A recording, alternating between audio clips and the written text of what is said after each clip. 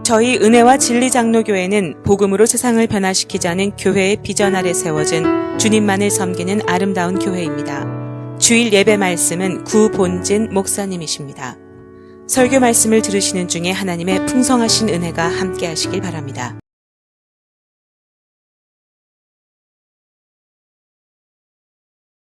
애굽에서 종살이하던 이스라엘 백성들이 400년간의 종살이를 마치고 하나님의 인도하심을 따라서 애굽을 나와 가나안 땅을 향해서 가게 되었습니다.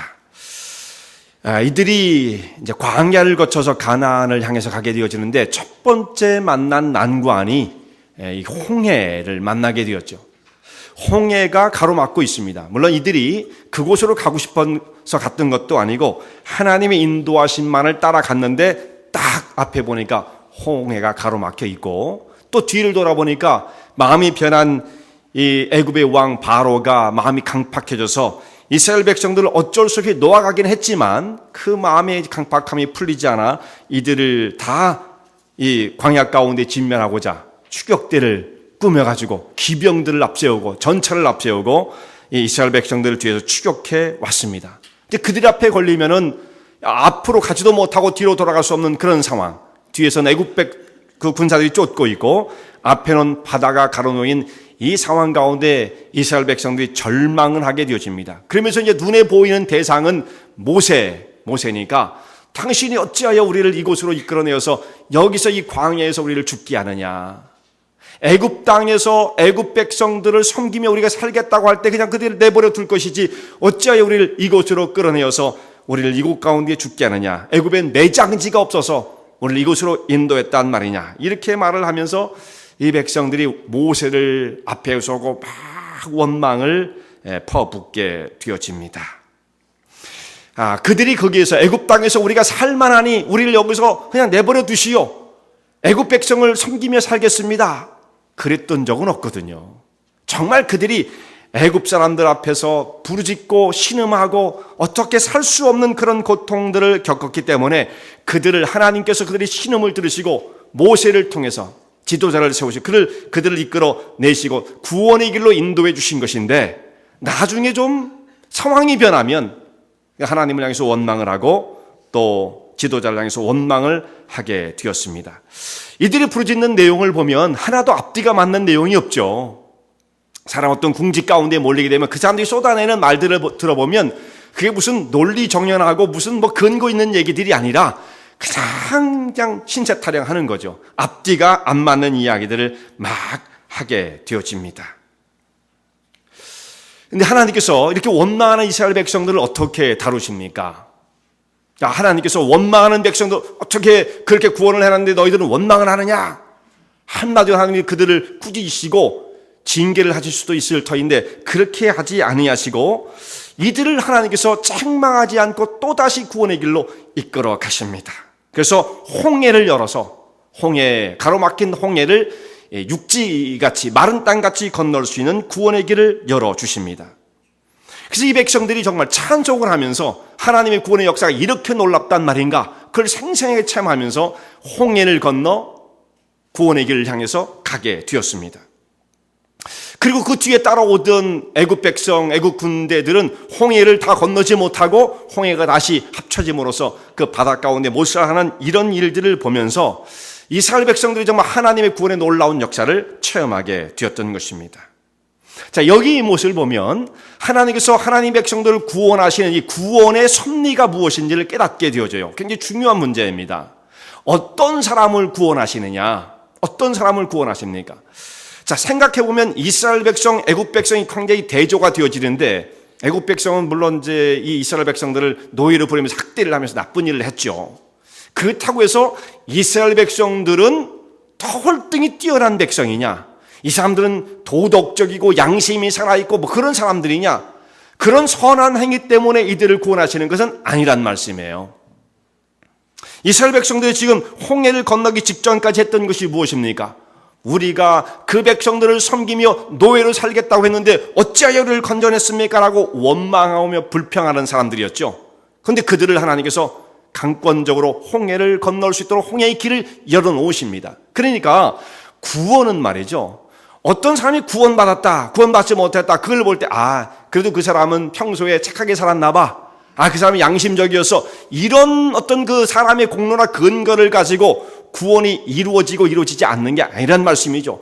그 바로 직전까지도 애굽 사람이나 이스라엘 백성이나 별 다를 게 없어요. 도덕적이고 양심적이고 그런 거 없습니다. 그러니까 이 구원은 사람의 상황 가운데 달려있는 것이 아니고 전적인 하나님 역사라는 말씀이죠. 구원의 길을 열어놓으시는 것, 구원의 길이 열리는 것, 이건 사람의 힘과는 의지와는 전혀 관계가 없어요. 하나님이 만들어 놓으신 거죠. 그리고 그 길을 사람이 건너가는 거예요.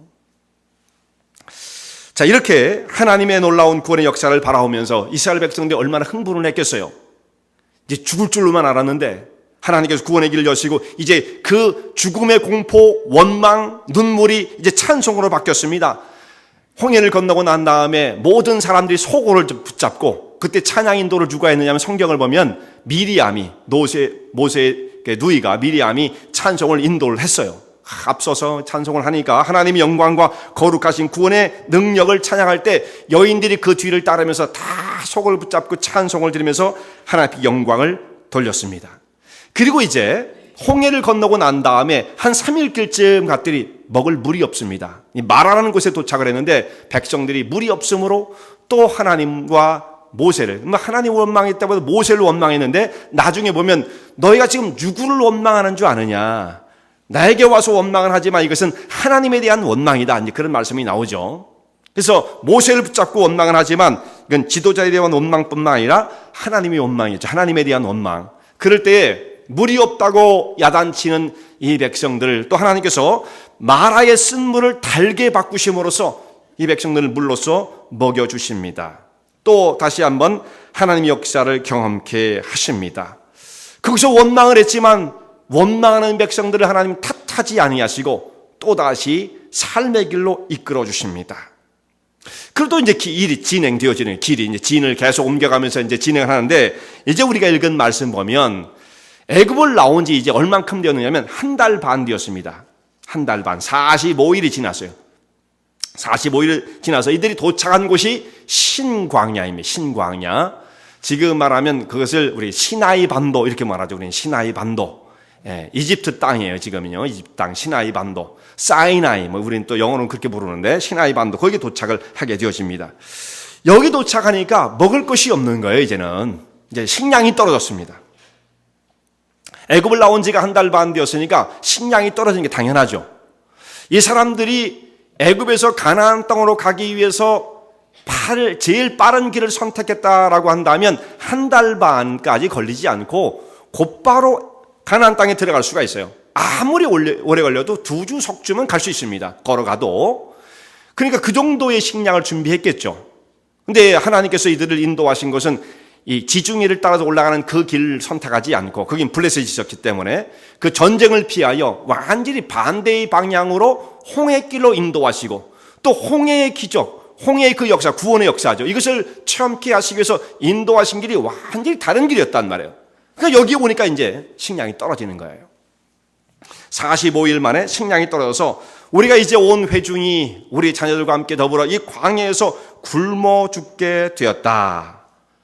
모세와 이제 아론을 쫓아가, 여기 이제 아론도 나옵니다. 그 지도자를 앞세우고 그들에게 이 백성들이 다 몰려가가지고 원망과 불평을 쏟아 놓습니다. 그러면서 이들의 원망의 내용이 성경에 그렇게 다 기록이 되어 있어요. 무슨 원망을 했는가? 우리가 애굽의 고기가마 곁에 있었던 때가 있었는데 거기서 고기가마 곁에서 마음껏 고기를 먹고 떡을 배불리 먹을 때가 있었는데, 그때 차라리 하나님의 손에 의해서 그때 거기서 죽었으면, 그 무슨 말입니까? 그때 하나님의 손에 의해서 죽었으면 그렇게 잘 행복하게 살다가 거기서 우리를 살도록 해주셨으면 그런 뜻 아니겠어요? 그렇게 살았다고 한다면 얼마나 좋았겠는가. 그런데 어찌하여 우리를 이 빈 곳 광야로 불러내어 다 줄여 죽게, 굶어 죽게 하느냐. 원망이 또 시작되었어요. 얼마 전에 바로 찬송을 드렸죠. 구원해 주실 때 하나님 앞에 찬송을 드리고, 또 먹을 것이 없다고 잠시 상황이 변하면 또 하나님을 원망하고, 이게 계속 되풀이되어지는 것입니다. 자, 이 사람들이 지금 모세와 아론을 원망을 하고 있는데, 이 원망하는 걸 보면 원망은 일정한 그 패턴이 있어요. 원망 잘하는 사람들이 원망을 하고요. 또 아무나 하는 건 아니에요. 원망 잘하는 사람이 원망을 하고 또 그 원망의 내용을 보면 말이에요. 내용은 진실이라는 게 없습니다. 진실이 없어요. 그런 모든 것이 왜곡되어 있습니다. 자기 나름대로는 자기 나름대로 그게 진실이라고 믿고 있을지는 모르지만 객관적으로 보면 그건 다 거짓말이에요. 이 사람들이 언제 애굽에서 고기가마 곁에서 있을 수가 있었겠습니까? 노예였단 말이에요. 노예. 이스라엘 백성들이 400년간 애굽에 붙잡혀 종로로 타는데 그 종도 어떤 종이었습니까? 성 쌓는 종이었죠. 종 중에 가장 천한 종이 성 쌓는 노예들이거든요. 성 쌓는 노예들. 그들은 이건 인간이 아닌 거예요. 성을 쌓다가 거기서 쓰러져 죽으면 안 치우고 그냥 거기다 돌을 턱 올려놓고 싹 올라가는 겁니다. 그러니 그건 인간이 생각할 수 없는 그런 취급을 받는 거죠. 그러니까 이건 완전히 소모품입니다. 그저 젊었을 때 성 쌓는 기운이 반짝 있을 때 그때 막 써먹고 그냥 그래서 쓰러져 죽으면 뭐 시체 치워주나요? 거기다 그냥 돌도 올려놓고 싹 올라가는 정도의 이런 짐승만도 못한 취급을 받던 사람들이 이스라엘 백성들이었단 말이에요. 그런데 그들이 여기 지금 모세 앞에 달려와서 원망할 때 어떻게 합니까? 우리가 애굽에서 고기가 막 곁에서 실컷 배불리 먹고 떡을 먹을 때 그때가 행복했는데 우리를 어째 이곳으로 광야로 아무것도 없는데 끌어내어서 여기서 다 굶어 죽게 만드느냐. 이거 거짓말이죠. 거짓말을 하고 있어요. 그러니까 이 원망하는 걸 보면 그게 자기 나름대로는 심각한 문제인지 모르지만 좀 한 발자국 떨어져 보면 그게 그럴 문제가 아닌 왜곡되어진 사실들, 사실이 아닌 거죠. 그런 걸 가지고 원망을 늘어놓게 되어집니다. 이게 말도 안 되는 원망을 할 때에 정말 기가 차잖아요. 모세가 이 백성들을 이렇게 이끌어내놓고 원망을 받을 때 얼마나 참 마음이 답답했겠어요. 죽겠다는 사람들을 살려놓으니까 나중에는 왜 살려놨냐고 난리를 치는 거 아니겠어요? 이거 얼마나 참 답답한 일이에요. 하나님께서 그 원망을 다 들으셨습니다. 그리고 이 원망하는 자들 향해서 뭐라고 말씀하십니까? 내가 그들을 이제 징계를 하겠다. 이렇게 하십니까? 그렇게 안 하시더라고요. 하나님께서 모세를 향해서 말씀하시기를 너희를 위해서 지금 배고파 아우성을 치는 저 백성들을 위해서 하늘에서 내가 양식을 비같이 내려줄 것이다. 만나를 내려줄 것이다. 이렇게 말씀을 하십니다. 백성들이 나가서 그것을 거두어 일용할 양식으로 삼게 해 주겠다. 이렇게 말씀을 하세요. 백성들에게 만나를 내려주실 것을 약속을 하십니다. 이들에게 징계의 책찍을 때리시고 이들을 혼내주어야 고칠 수 있을 것처럼 보이는 그 상황에서 하나님은 그렇게 하지 않고 왜 원망을 하느냐 말씀하지 않으시고 그냥 이들에게 너희들에게 먹을 것을 주겠다 이렇게 말씀을 하세요. 그러니까 여러분 앞으로 우리도 원망이 있을 일이 생기면 마음껏 원망하면서 살자 그런 건가요? 네. 뭐 이스라엘 백성들 보니까 야 이거 답답할 때는 다 털어버리면 되는 거구나. 원망하자. 이렇게 말씀을 읽으면 큰일 나는 겁니다. 예. 그건 큰일 나는 거예요. 왜냐하면, 왜, 제가 날짜를 왜 말씀드리는지 아세요? 괜히 그 드리는 말씀이 아니에요. 이들이 신광야에 도착했던 그때가 45일, 한 달 반 딱 됐을 때 신광야에 도착했다 이거죠. 그리고 이제 홍해를 걷는 건 뭐 그것도 안 되는 거예요. 애굽에서 나온 다음부터 이게 이제 한 달 반이거든요. 홍해를 건넌 사건이 구원의 사건으로 말씀을 하십니다. 세례를 받은 사건, 구원을 받은 사건, 옛사람은 죽고 정말 새로운 사람으로 하나님 백성으로 거듭나지는 사건, 물 가운데 구원을 받은 사건, 물속을 지나면서 모든 옛사람의 더러운 성품들은 다 씻기고 죽어버리는 그리고 물을 위해서 나올 때 새로운 사람이 되어서 나오는 이 구원의 사건이에요. 이 홍해의 사건이 그냥 뭐 단순하게 바다에서 그냥 바다를 건넜다 그런 뜻이 아닙니다. 구원론적으로 보면 구원의 사건 굉장히 중요한 사건이죠. 자, 구원을 받은 지 얼마 안 되는 사람들이에요. 그러니까 이 사람들은 이제 하나님의 구원이 무엇인지 이런 의미가 무엇인지에 대한 건 감격스럽기도 하지만 아직도 덜 성숙되어진 뭐가 뭔지 잘 구분하지 못하는 사람들이 원망을 할 때 하나님께서 그들을 봐주시는 겁니다. 그리고 중요한 게 또 하나 있어요. 이 사람들이 지금 400년간 애굽에서 종살이 하던 사람들입니다. 400년. 400년이면 몇 대입니까? 한 70명 정도가 애굽에 들어가서 400년간 생활하면서 그 사람들이 나중에 200만이 되어서 나오게 되어지는데 그 숱한 세월 동안 노예로서 삶을 산 사람들이기 때문에 이것이 어떻게 되었어요? 노예의 근성이 그야말로 뼛속까지 사무치는 거죠. 말을 해도 노예요, 생각을 해도 노예요. 그 삶의 틀을 벗어날 수 없는 사람들이에요. 근데 그런 사람이 하루아침에 바뀌어가지고 하나님의 거룩한 백성으로서의 그 영광스러운 삶을 살아갈 수 있느냐? 그건 불가능한 거죠. 그러니까 이 사람들의 성품과 체질을 아시는 하나님께서 그래 구원을 받았어도 아직은 어린아이니까 아직은 아무것도 모르는 분간치 못하는 그런 사람이니까 원망을 해도 할 수 없는 걸 어떻게 하겠습니까? 그러니까 하나님께서 봐주시는 거예요. 그러니까 우리도 마음껏 원망을 할 수 있는 사람도 있고 그건 원망하라고 자극하는 건 아니고요. 원망하지 말자는 쪽으로 말씀을 드리는 겁니다. 잘 해석을 해서 들으시기 바랍니다. 우리가 적어도 예수 믿은 지 45일은 넘었죠. 네. 계속 원망을 하면 안 되는 것이니까요. 자, 이 백성들을 하나님이 다루시는 그 모습이 이런 역사적인 배경을 갖고 있다는 것을 우리가 잘 이해할 필요가 있다. 이런 말씀이죠.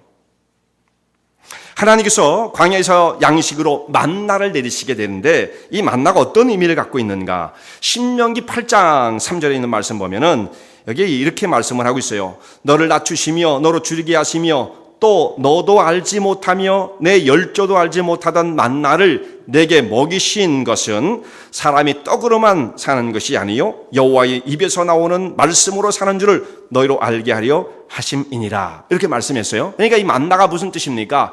만나를 주신 이유는 자 40년 동안 광야에서 굶어 죽지 않게 하기 위한 것도 중요한 거죠. 양식이 필요하니까. 근데 그런 의미만 갖고 있는 것이 아니라 사람이 하나님께서 허락해 주신 양식으로 사는 것이다. 하나님께서 무슨 양식을 주십니까? 이 땅에는 땅의 소산도 주시지만 더 진짜 중요한 것은 사람이 떡으로만 사는 것이 아니라 하나님의 입에서 나오는 말씀으로 사는 것이다. 만나가 그러니까 하나님 말씀으로 연결되어지죠. 이게 성경의 해석이에요. 신명기는 이제 광야 생활을 끝이고 가나안 땅에 들어가기 바로 직전에 하나님 말씀을 다시금 백성들이 가리키는 그 장면이 신명기거든요. 그러니까 40년 동안 만나를 먹어온 백성들에게 그 만나의 의미를 그렇게 풀어주는 겁니다. 만나가 40년간 우리를 생존시킨 중요한 의미도 있지만 그건 영적인 의미가 강하다. 하나님 말씀이다. 이렇게 말씀을 하고 있습니다. 근데 이스라엘 백성들에게 만나를 허락해 주신 이 자리, 첫 번째 이 만나를 먹게 된 자리가 신광야였다는 것을 우리가 생각할 필요가 있다는 말씀이에요. 왜 이 시점에서 만나가 내리게 되었는가? 뭐 쉽게 말하면 양식 떨어졌으니까 그때쯤 필요하니까 하나님께서 양식으로 만나를 주신 거겠죠. 할 수 있겠지만 그런 단순한 의미만이 아니고 여기 중요한 그 구원론적인 구도가 있습니다. 구도가. 만나가 내렸던 것은 홍해를 건너고 난 다음에 일어났던 사건이란 말씀이에요. 그러니까 홍해를 건너고 구원을 경험한 백성들에게 하나님께서 그 다음에 만나로 이들을 먹여주십니다. 자, 홍해를 건넌 사건은 구원의 사건이라고 그랬죠. 구원이라는 건 뭡니까? 새로운 생명으로 하나님 앞에서 살아나는 거잖아요. 새로운 생명이 태어나는 순간입니다. 그때가. 근데 새로운 생명이 태어나면 그때부터는 이 어린아이는 먹어야만 성장할 수가 있는 거죠. 생명은 나자마자 어머니의 젖을 찾기 시작해요. 포유류는 다 그렇습니다. 그거 뭐 어머니가 막 쫓아가가지고 자기 젖을 물려줘야 되는 것도 아니에요. 사람은 그렇게 해야 돼요. 근데 짐승들은 어머니 품으로 그냥 막 파고드는 겁니다. 눈도 못 뜬 그 베이비들이 막 파고들어서 어머니의 젖을 찾고 입에 젖을 하나씩 물고 자기 목숨을 다해서 그 젖을 빨아대는 거죠. 그래서 살아나는 거예요. 이게 포유류들의 아주 본성이란 말씀이 본성. 이렇게 생명이 태어나게 되면 먹는 것은 젖을 찾는 것은 본성이다 이 말씀이죠. 그래서 베드로전서 2장에도 우리 성도들 향해서 이렇게 말씀하십니다. 우리가 거듭난 것은 썩어질 것으로 된 것이 아니고 하나님의 썩지 않은 영원한 말씀으로 거듭을 나게 되었는데 생명을 얻게 되었는데 그러면 그 사람들은 갓난아이 같이 신령하고 순전한 젖을 사모하라. 하나님 말씀을 사모하라. 이렇게 말씀을 하고 있어요. 태어나서 어린아이가 가장 먼저 해야 되는 것 어머니의 젖을 찾아 빨아 먹는 겁니다. 그 아이에게 가르쳐줘서 젖을 빨게 할 수 있는 사람은 아무도 없죠. 이거 이렇게 빠는 거야. 이렇게 먹어야 돼. 그런 거 아무도 없죠. 그냥 젖만 물려주면, 애기는 물려줘야 돼요. 동물들은 그렇지 않아도 되지만, 그냥 물려주기만 하면 본능적으로 사력을 다해서 젖을 빨아 먹게 된다, 이 말씀이에요. 이것은 생명을 가진 본성입니다, 본성. 살아남기 위해서. 그러니까 생명을 가진 그리스도인이 되었다고 한다면 하나님 말씀을 향해서 이런 본성적인 그 능력이 나타나게끔 되어 있어요. 이건 누가 해라 마라가 아니라 그 속에 생명이 있으면 하나님 말씀을 향한 그런 본능적인 욕구가 나타날 수밖에 없다, 이런 말씀이죠. 바로 그때예요. 이게 신광야에 도착했던 그때 양식이 떨어졌다. 물론 그런 필요가 있지만 영적인 의미에서 본다면 그들이 정말 하나님의 말씀을 갈급히 찾고 찾는 그 순간, 구원받고 난 다음 그 순간 본능적으로 말씀을 찾을 그때에 하늘에서 양식이 내려오게 되었던 것입니다. 그래서 누가 특별히 말씀을 가르쳐주고 말씀을 꼭 읽어야 돼요, 우리 성경 공부를 해야만 합니다, 이런 강조를 하지 않아도 구원받은 성도, 정말 이 심령 속에 생명이 살아있는 분들은 말씀을 향한 갈급함이 막 솟아오르게 되어 있습니다. 그래서 그런 분들은 저에게 성경 공부 왜 이렇게 방학이 깁니까? 이런 말씀을 하신단 말이에요. 이런 거 다 대하고 언제 성경 공부를 합니까? 그래서 저를 아주 그냥 코너에 모는 분들이 계신단 말이에요. 그럼 제가 아주 불쾌하겠습니까? 얼마나 감사하겠어요. 그런 분들을 만나면. 하나님 말씀을 공부하고 싶은 그런 의욕이 심령 속에서 막 일어난 분들을 만났을 때 얼마나 정말 감사한 것입니까? 누가 뭐라고 하지 않아도 본능적으로 그것이 사람이 생겨나는 것입니다. 하나님 말씀을 향한 이런 아주 간절함이 생겨나는 것, 그건 얼마나 귀한 거예요. 그런데 여러분, 말씀을 향해서도 간절함이 있긴 다 있지만은 왜 간절한지가 또 중요해요. 그걸 생명의 영혼의 양식으로 삼아서 간절한 사람도 있고, 사람에게는 또 다른 본능이 있어요. 지식의 욕구가 있습니다. 지식적 욕구, 뭔가를 알고 싶어 하는 것. 근데 그것은 별로 도움이 안 돼요. 그건 영적인 것은 아닙니다. 생명의 양식으로서의 갈급함을 갖는 것은 참으로 귀중한 것이지만 지식적인 탐구의 대상으로 성경 말씀을 삼는 것은 나하고 영적으로는 전혀 관계가 없다, 이 말씀이죠. 만약에 지식적으로 접근을 해도 우리가 하나님 말씀을 통해서 영적인 성장을 이룰 수 있다고 한다면, 그렇다고 한다면 결론적으로 아마 성경을 제일 많이 아는 사람들이 영적으로 제일 성숙한 사람이 할 거예요. 그렇다면 누구겠어요? 신학교 교수들? 이런 사람들 아니겠어요? 전문적으로 그것만 연구하게 그게 자기의 본업이니까. 그럼 최고로 영적인 사람이 되어야만 하지 않겠습니까? 근데 현실은 그렇지 않더라, 이거죠. 신학교에 가보면 상문적으로 이거 원어로, 히브리어로, 헬라어로, 원어로 모든 걸 다 정리할 수 있는 그런 능력을 가진 사람들이 신학교 교수 가운데 많지만, 이런 사람들이 다 정말 좋은 굿 크리스찬이냐? 그런 건 아닙니다. 그 가운데서 어떤 사람은 신자가 아닌 사람이 있어요. 너무 놀랍죠? 어떻게 신학교 교수가 그런 사람이 있을 수 있느냐? 지금 신학교는 그렇습니다. 지금 있는 신학교들은 다는 안 그렇지만 어떤 경우 아주 보수적인 데는 신앙의 문제를 상당히 따지지만, 아주 이제 많은 더 모조리티는 뭐냐면 신앙을 따지는 게 아니라 그 사람의 학문적인 아카데믹한 그런 프로파일을 더 본다는 말씀이에요. 학위를 했느냐? 학생을 가르칠 만한 퀄리파이가 되느냐? 그걸 학문적으로만 보지 신앙적인 영적인 그걸 뭘 어떻게 측정할 수 있겠어요? 신학교 자체가 그렇게 영적이지 않은데. 그러니까 사람들이 그런 거예요, 지금. 그러니까 아무리 하나님의 말씀, 성경을 공부하고 했다 할지라도 지식의 탐구의 대상으로만 보는 사람들은 영적으로는 그것이 의미가 없어요. 성장하지 못하는 것입니다.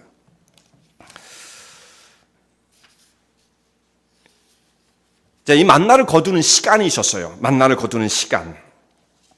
아침에 새벽쯤에 나가서 이 만나를 거두게 되어지는데, 해가 뜨겁게 떠오르게 되어지면 만나는 다 쓰러지고 없어졌다. 그냥 녹아버렸어요. 없어졌습니다. 그러니까 시간이 한정되어 있었다, 이거죠. 하나님 말씀이 만나가 내리는 것은 무한한 정도로 내렸지만 그것을 빨리 가서 자기 것으로 거두지 않으면 이 시간이 지나가면 만나를 더 이상 거둘 수 없는 상태였다는 말씀입니다. 그러니까 하루의 일과를 시작하기 전에 가장 먼저 해야 되는 것이, 이스라엘 백성들은 진에 나가서 그 주변에 떨어진, 멀리 갈 필요는 없었어요. 그 주변에 떨어진 양식을 거두는 것이었습니다. 하루 중에 아무 때나 시간 날 때 나가서 양식을 구할 수 있게끔 하신 것이 아니고 삶의 가장 처음의 시작을, 하루의 삶의 가장 처음의 시작을 만나를 거두는 시간으로 제한시켜 놓으신 것입니다. 그러니까 이것을 우리의 지금 삶으로, 우리의 지금 신앙생활하는 모습으로 바로 이렇게 대치를 시킨다면 우리가 어떻게 말할 수가 있겠어요? 아, 새벽 기도구나. 이렇게 말할 수도 있겠죠. 그렇지만 현실은 그렇게 단순하지 않습니다. 제가 이렇게 여러 말씀드리면 우리 사정도 너무 몰라 이렇게 모르는 게 아니에요. 현실은 그렇지 않은 경우들이 얼마든지 있죠. 못하시는 분들이 얼마든지 있습니다. 그러니까 이 말씀을 새벽 기도를 안 하면 안 된다 그렇게 말씀을 드리는 거 절대 아닙니다. 그럴 수 없는 상황이 있어요. 할 수 있으면 물론 좋죠. 할 수 있으면 새벽 기도가 좋은 거니까. 그러나 모든 분들을 다 여기에 적용시켜서 안 하면 안 된다라고 말하는 것도 큰 무리가 따릅니다. 그런 의미는 아닙니다. 그런 의미는 아니에요. 아무리 그렇게 하기를 원하신다 할지라도 삶이 현대생활은 그렇게 우리 삶을 그렇게 편안한 시간, 내 마음대로 그렇게 쓸 수 있는 것이 아니기 때문에 할 수 없는 분들이 분명히 있기 마련이다 이 말씀. 많은 분들이 있죠. 더 많은 분들이. 그렇지만 여기서 우리가 생각해야 할 것이 있어요. 만나를 거두게 하신 것, 어떤 일을 하기 전에 먼저 해야 할 것으로 시간을 구분시켜 놓은 것은 우리 삶에 적용할 수가 있죠. 그러니까 우리가 삶의 태도입니다. 내가 시간이 나면 나중에 얼마나 바빠요. 바쁜 거 모르는 거 아니면. 근데 그 모든 바쁜 것들을 진행하다 좀 시간이 나면 여유를 찾았을 때에 말씀을 공부도 하고 묵상도 하고 읽기도 해야 되겠다라고 생각하는 그 생각을 가진 사람은 절대로 만나를 거둘 수가 없습니다. 그때쯤 가면 다 녹아져 없어졌어요. 그런 시간, 내 삶의 짜투리 시간을 내어서 말씀을 공부하려고 하고 섭취하려고 그러면 그 시간은 내게 확보되지 않는 것입니다. 세상은 정말 우리를 그냥 놔두지 않습니다. 더 여러 가지 바쁜 일들을 계속 만들어내고 조금 바쁜 일을 줬더니 말씀에서 멀어지는 것 같다. 그 제 2위 순서로 자꾸 밀리는 것 같다고 한다면 마귀가 이렇게 하니까 꼼짝을 못 하는구나. 그 얼마나 잘합니까? 그래가지고 계속 그런 시간을 주는 거죠. 너는 바빠, 시간이 없어, 더 중요한 일들이 많아. 이렇게 자꾸 자기를 무장시키게 만드는 거예요. 무엇을 위한 무장입니까? 말씀으로부터 멀어지게 하기 위한 무장이지, 어떻게 하면 내가 하나님 말씀을 더 가까이 갈 수 있을까? 그렇게 생각하지 못하도록 만드는 거죠. 야, 그건 시간 많은 사람들이 하는 거야. 근데 여러분, 그렇게 우리가 우선순위에서 이 말씀을 뒤로 미루게 되어지면 이 말씀을 섭취할 수 있는 시간을 확보할 수 없다는 게 현실이에요. 어떤 상황 속에서도, 그러니까 새벽 기도는 우리가 못하더라도 우리의 삶 속에 우선순위의 배열이 분명하지 않은 사람은 하루에도 성경 말씀 한 구절도 못 읽고 지나가는 경우가 거의 대부분, 손들어 보라는 말씀 안 하겠습니다. 일주일 지나도 성경 말씀 한 번도 떠들어 볼 수 없는 상황 속에 내몰린 사람들이 거의 대부분, 이 현대생활 속에 바쁘고 쫓기는 이 삶 속에서 거의 대부분이죠.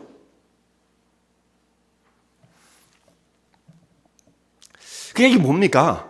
하나님 말씀을 우리가 섭취하기 위한 우선순위를 어떻게 정할 것이냐, 이 문제가 이토록 중요한 거예요. 그렇게 어물어물 하다 보면 일주일이 다 가버리고 공허하고 텅 빈 모습으로 하나님의 교회에 와서 다 앉게 되어지는데, 교회 오는 건 얼마나 감사하고 좋은 것입니까만은 이 마음속이 공허한 거예요. 그리고 이 한 시간 저를 통해서 다 채워주길 바라는데 그것도 짧게, 짧은 시간에 모든 걸 다 채워주길 바라는데 그건 impossible. 그럴 수가 없어요. 한 20분 정도 짧게 농축을 확 집어넣어주면 얼마나 좋겠는가. 그건 불가능합니다. 불가능합니다.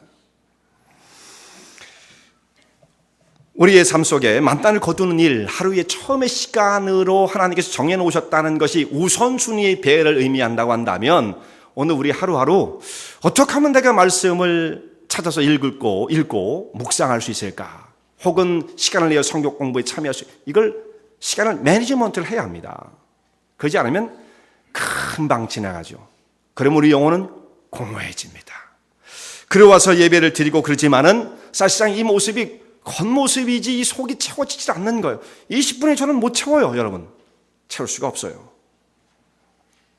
자, 만나를 거두는 시간 주는 의미가 아주 굉장히 큰 것이죠. 그 다음에 이것이 매일 거둬야 한다는 거예요. 매일. 자, 아무리 많이 오늘 거뒀어도 그 다음날 또 나가서 거둬야 합니다.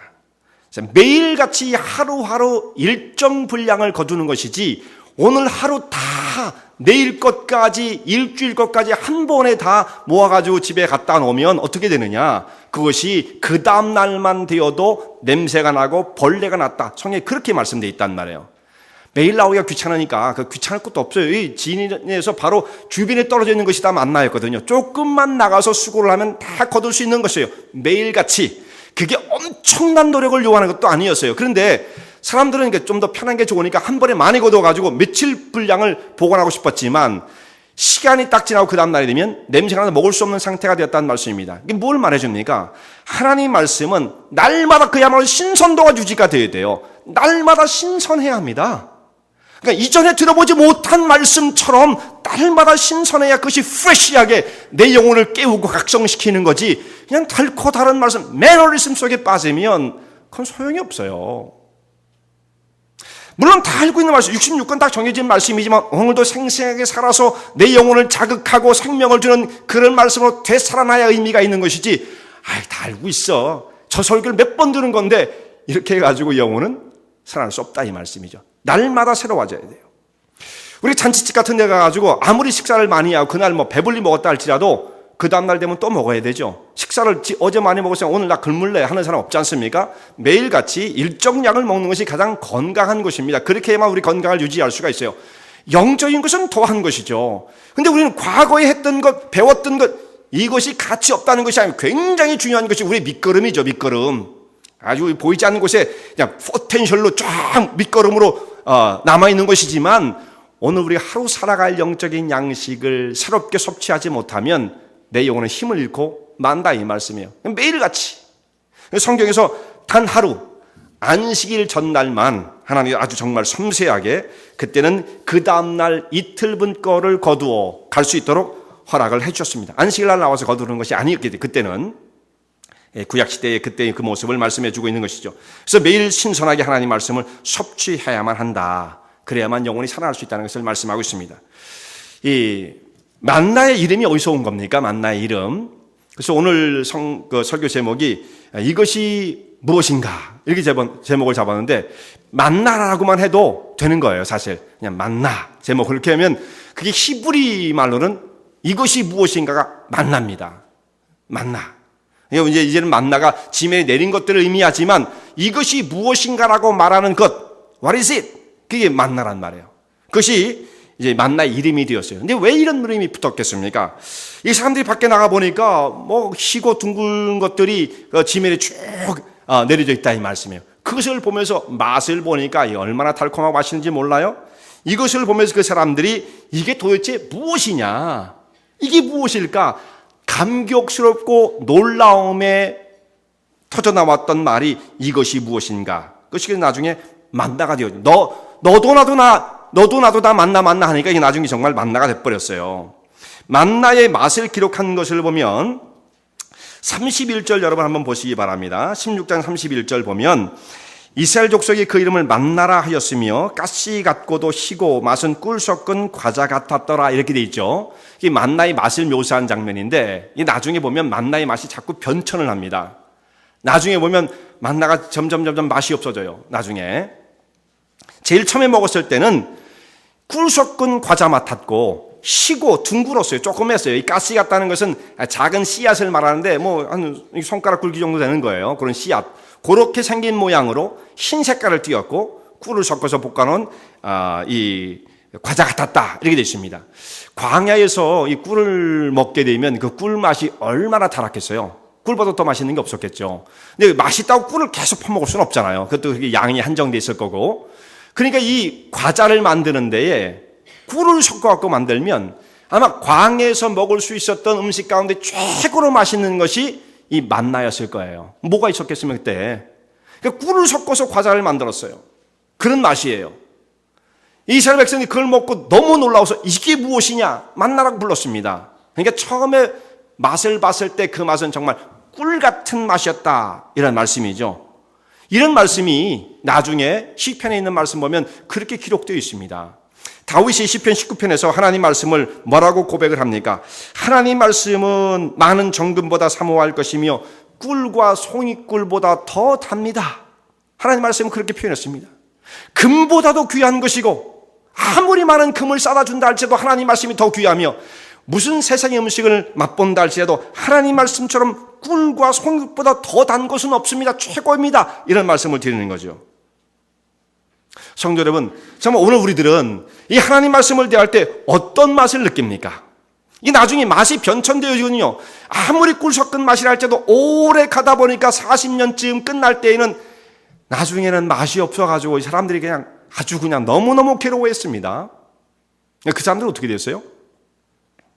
가나안 땅에 안착을 했습니까? 자, 이 사람들이 나중에 원망을 할 때 여기까지는 하나님이 참으시지만 일정 시간이 지나간 다음에 원망을 할 때 어떻게 됐습니까? 그때가 언제냐면 이스라엘 백성들이 이렇게 처음에 출애굽을 해가지고 초기에는 원망하며 불평하는 것을 하나님은 묵묵히 참으십니다.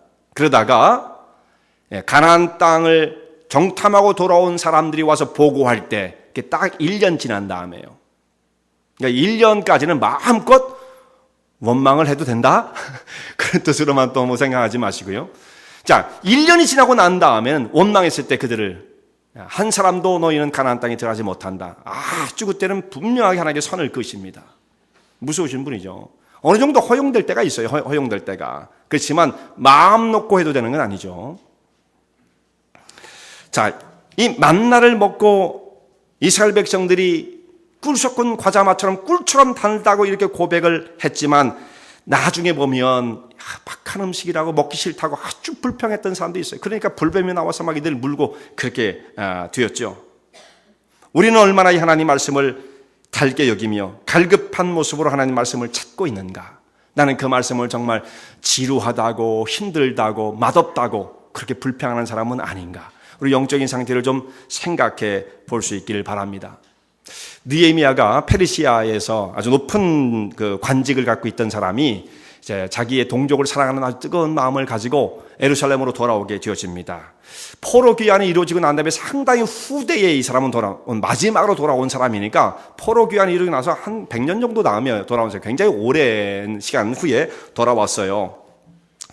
그 돌아서 보니까 무너진 예루살렘 그 성이 다 무너지고 회파되어서 그걸 보고 그 소식을 듣고 너무 가슴이 아파가지고 울다가 결국은 하나님께서 길을 열어주셔서 이 예루살렘으로 돌아와서 예루살렘 성벽을 중건하게 되었죠. 그래서 성을 다시 다 견고하게 쌓고 이스라엘 백성들을 힘없이 쓰러져 있는 사람들 다시 다 일으켜가지고 한 가지 힘을 하나로 모으게 하고 예루살렘 성을 중건하게 되어집니다. 그리고 이제 그 성벽 건축이 다 끝나고 난 다음에 이스라엘 백성들을 다 수문학 광장으로 불렀죠. 그래서 이제 거기서 부흥회를 하는 거예요. 엄밀히 말하면 부흥회가 아니라 사경회입니다. 막 불러 뭐 이렇게 한 게 아니고 거기 보면 말씀을 그냥 차분하게 가르쳤어요. 가르친 장면을 보면 어떻게 되냐면 그때 학사 에스라가 나와요. 이게 느헤미야 8장에 있는 말씀입니다. 학사 에스라가 수문학 광장 앞에 모인 백성들이 그냥 밖에 이 노천에 있는 겁니다. 노천에 쫙 줄어져 있을 때에 그 위에 강단을 나무로 짜놓고 학사 에스라가 위에 딱 섰어요. 그리고 주변에 이제 레위 족속들 제사장들이 쭉 주변에 쭉 도열을 해 있습니다. 그때 에스라 일어나서 성경 말씀 하나님 말씀을 딱 펼치니까 백성들이 그 앉아있던 자리에 땅바닥이지만 있던 자리에 쫙 다 일어났습니다. 그리고 이제 말씀을 읽기 시작하는 거예요. 에스라가 뭐 설교한 것도 아니에요. 읽었어요. 그냥 계속 읽었어요. 근데 백성들이 그 말씀을 들으면서 울었습니다. 이게 언제부터 언제까지 진행이 되냐면 새벽에 모여서 에스라서 8장을 여러분 나중에 가서 읽어보시기 바랍니다. 새벽에 모여서 오전까지 진행이 됐으니까 적어도 시간이 6시간이에요. 6시간 동안 일어서서 하나님 말씀을 듣는다고 생각해 보십시오.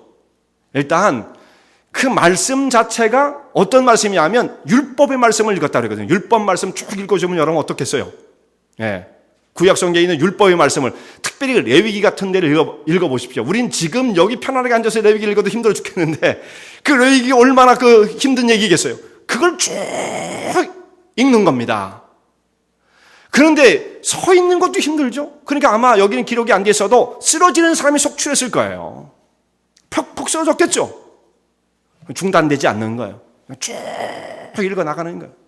그 말씀 읽는 중에 사람들이 울며 감격을 했어요. 물론 가슴이 아파서 울기도 하고 기뻐서 울기도 합니다. 나중에 정말 그것이 기쁨의 축제가 되어집니다. 그런 가운데 하나님 말씀을 읽는 중에 초막절을 지키라는 장면이 나오니까 지금이 초막절이구나. 그걸 깨달아가지고 이 사람들이 6일 동안 초막을 짓고 그래서 또 초막절 절기를 지키면서 말씀을 아침부터 정오까지 말씀을 계속 공부를 합니다. 그리고 에스라가 말씀을 읽지만 읽는 것으로 끝나는 것이 아니라 소그룹으로 모였어요.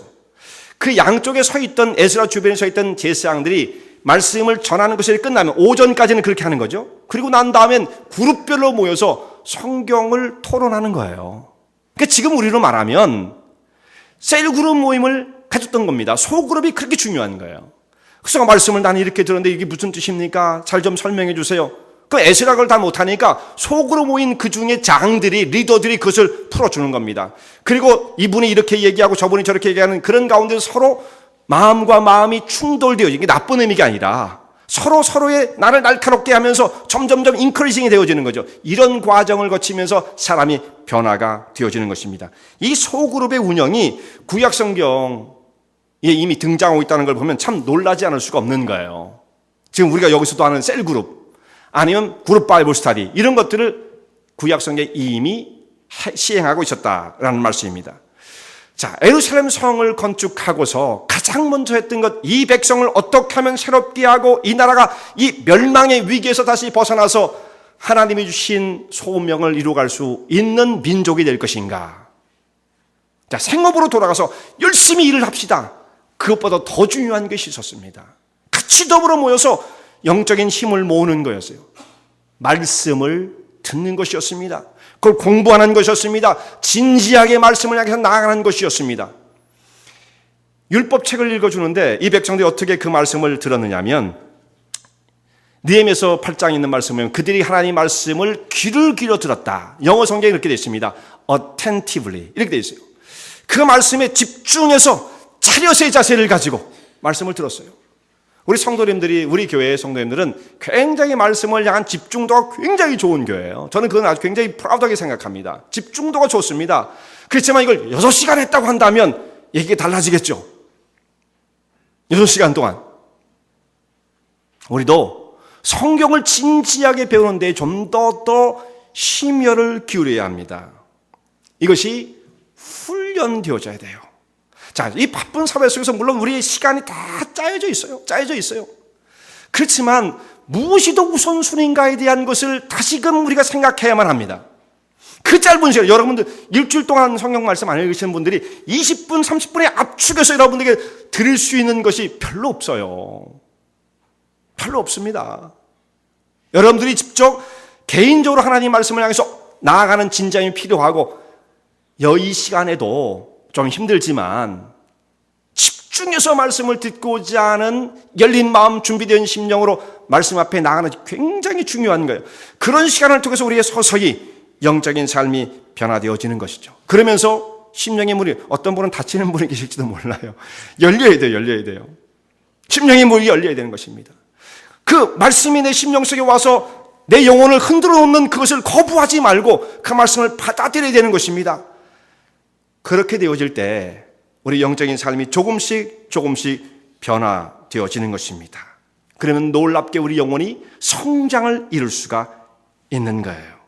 결국 이 만나는 하늘에서 내린 예수님을 말씀해주고 있어요. 사실 이 만나는 모형입니다. 구약에 있는 것들은 다 모형이었죠. 예수님께서 이걸 어떻게 말씀하시냐면 요한복음 6장에 가면 하늘에서 내려 생명을 주시는 생명의 떡이라고 예수님은 말씀하시거든요. 내가 하늘로부터 내린 생명의 떡이다. 광야에서 하나님께서 주신 그 만나 떡을 먹은 사람들 다 죽었지만 나를 먹는 사람은, 왜냐하면 구약의 만나는 모형이었기 때문에 그거 먹는다고 안 죽을 수는 없잖아요. 근데 예수님, 실체이신 예수님, 진짜 만나가 보여주고 있는 예수님을 섭취하는 사람은 영원한 생명을 얻는다 말씀하시는 거예요. 어떻게 예수님을 우리가 섭취할 수 있습니까? 내가 주는 살을 먹고 내가 주는 이 피를 마시는 자는 영원히 줄이지 않을 것이다. 어떻게 예수님을 먹을 수가 있어요? 예수님을 붙잡고 어떻게 할 수 있어요? 그런 게 아니잖아요.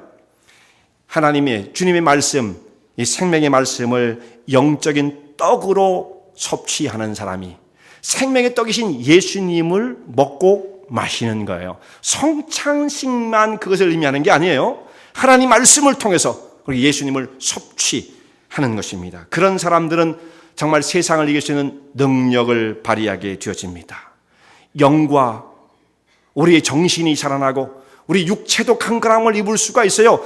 영적인 삶이 건강해져야만 우리 삶이 정말 길이 열리게 되어지는 거죠. 평안과 위로와 능력이 넘쳐지게 되어지는 것입니다. 하나님 채우시는 이 영적인 생명으로 풍성한 삶을 누리게 될 때 우리를 둘러싼 환경이 아무리 혹독하다 할지라도 그것을 이길 수 있는 영적인 능력을 발휘하게 되어지는 것입니다. 성도의 삶 속에 이와 같은 진지한 말씀을 향한 사모하는 마음, 성경 말씀을 향한 간절한 마음을 품고 더 주님의 은혜 앞에 가까이 나가신 주의 종들 되시기 바랍니다.